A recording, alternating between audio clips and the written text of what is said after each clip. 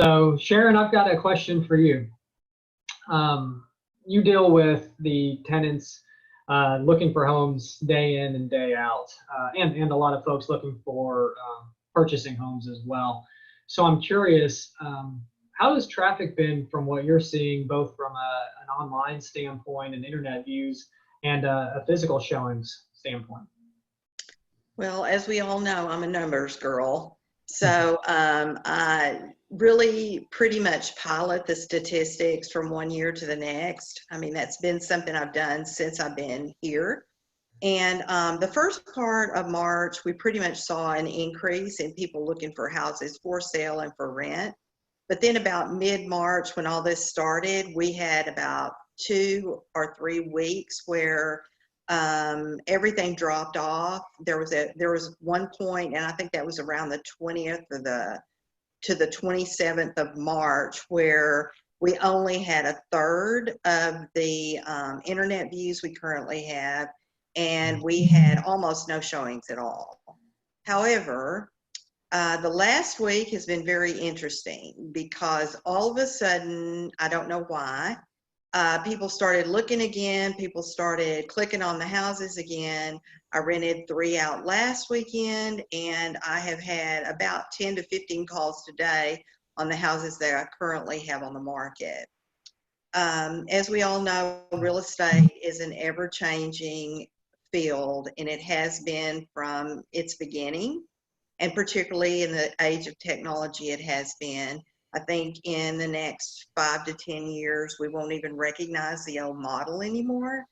So our plan is to continue to adapt and change as the needs for people change for houses.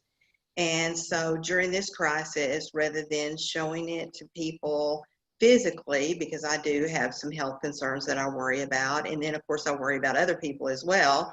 So I have started implementing some things for our business that I hope will help us so that people can actually see the house in several different ways without actually walking into it. Now, that does not mean that I don't think that's important, because I would never recommend anyone buy or lease a house that they have not walked through and have had the opportunity to experience house chemistry.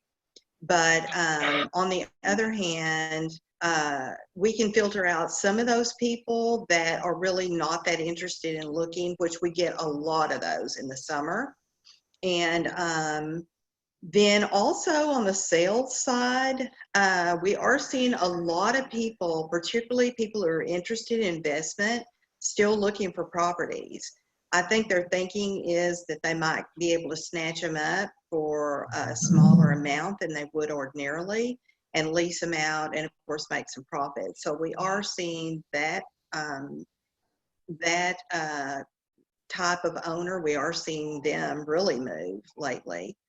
And I think in the future, if we adapt and change with the current, whatever the current situation is, always the greatest things come out of the hardest times. I mean, there's not been a time in history when something horrible has occurred that great things have not come out of it. And I think that's true of the real estate market. So I'm actually very excited about the future.